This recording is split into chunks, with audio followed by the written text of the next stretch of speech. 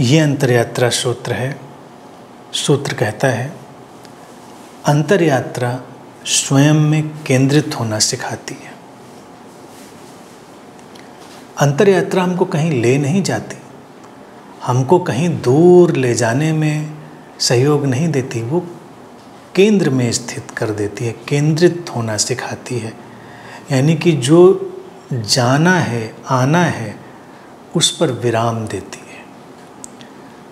हम किसी भी उपाय से अपने तक लौट रहे हों, अंतरयात्रा का अर्थ है पूरी समझ और संवेदनशीलता से स्वयं की ओर लौटना।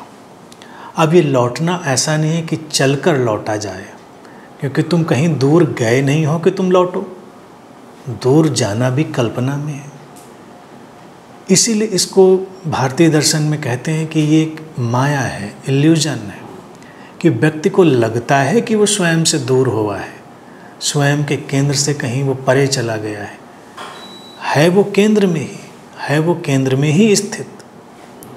बस इस सपने में जो जागने की घटना है वही उसको केंद्र में स्थित करेगी। सूत्र कहता है कि वो केंद्र में रहना, केंद्रित होना सिखाती है। तो हम अनेक अनेक रूपों में, अनेक अनेक ढंग से इस केंद्र की तरफ लौटते हैं, उसमें स्थित होते हैं। शुरुआत में तो ये जो घटना होती है ये फ्लिप फ्लॉप की तरह होती है। जो अंतरयात्रा में गया है सीकर, जो अंतरयात्री है, शुरुआत में तो ऐसा होता है कि वो गया, बाहर आया, केंद्रित हुआ, फिर केंद्र से बाहर हुआ, अचानक उसको लगा कि वो अपने भीतर ठहरा, फिर लगा कि सब बिखरा। तो ये ऐसे ही होता है। ऐसा नहीं समझना चाहिए किसी को कि बस वो ध्यान के माध्यम से या समझ के माध्यम से या जो भी जाने का ढंग उसको समझ में आता है उस माध्यम से जब अपने केंद्र में लौट रहा होगा, केंद्रित हो रहा होगा, तो ऐसा नहीं हुआ कि एकदम से ही केंद्रित हो जाएगा, वो आता जाता रहेगा। उस आने जाने के बीच में वो समझ गहरी होती जाएगी। वो जो उसके अंदर प्रक्रिया है अपने अलग अलग रूपों में, अलग अलग रंगों में उजागर होती रहेगी। तो किसी भी सीकर को इस बात से चिंतित नहीं होना चाहिए कि हम केंद्रित होते हैं फिर केंद्रित नहीं रह जाते। हम अपने अंदर पूरी तरह कभी कभी जागते हैं और फिर कभी कभी जैसे हम पूरी तरह सो जाते हैं, खो जाते हैं, बेहोश हो जाते हैं। कोई बात नहीं, तुम क्षण भर के लिए भी अगर केंद्रित होते हो शुभ है। क्षण भर के लिए भी अगर वो घटना घटी तो घटी, तुमने देखा, जाना अपने उस ठहराव को, अपने उस अपरिवर्तनशील बिंदु को, अपने उस सोर्स को, स्रोत को, जिसको हम केंद्र कह रहे हैं। फिर धीरे धीरे ये चीज़ बढ़ेगी।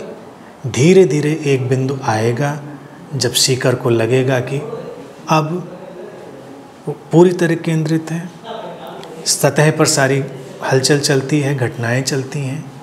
और केंद्रित शब्द का उपयोग ही यही है, उसका मतलब भी यही है कि केंद्र तो रहेगा ही, परिधि भी रहेगी, और परिधि है इसलिए केंद्र है, यानी सरकमफ्रेंस के बिना सेंटर नहीं है। तो जब केंद्र की बात उठी तो हमारे भीतर दो तल हैं।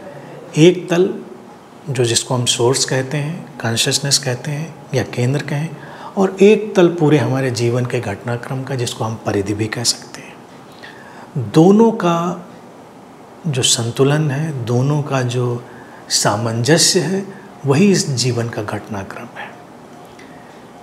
शुरुआत में व्यक्ति परिधि में खोया रहता है, केंद्र का उसको ध्यान नहीं होता। इसी को स्मरण कहते हैं। भक्त इसी को सुमिरन कहते हैं। वो कहते हैं ईश्वर का सुमिरन करो। आप किस ईश्वर का सुमिरन करेंगे? कोई बाहर के एंटिटी, कोई नाम, कोई सत्ता नहीं।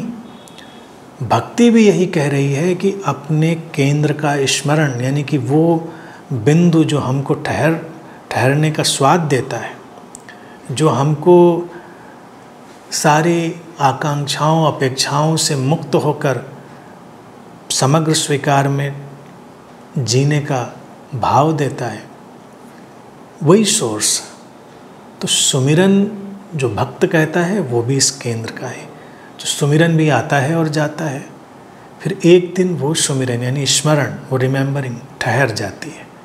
ठहरने में परिधि अपनी तरफ, ये केंद्र का स्मरण अपनी तरफ। तो अंतर यात्रा व्यक्ति की ठीक चल रही है, गहरी हो रही है।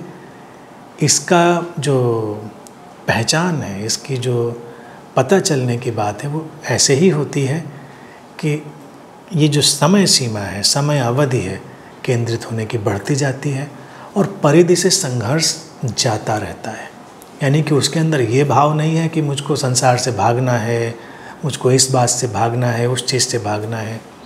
संसार और सत्य का भेद भी समाप्त होता रहता है। शुरुआत में जब साधक है, अंतर्यात्री है, तो एक संसार है उसके लिए, एक उसके लिए सत्य है, एक उसके लिए अपना जीवन है, एक परमात्मा है।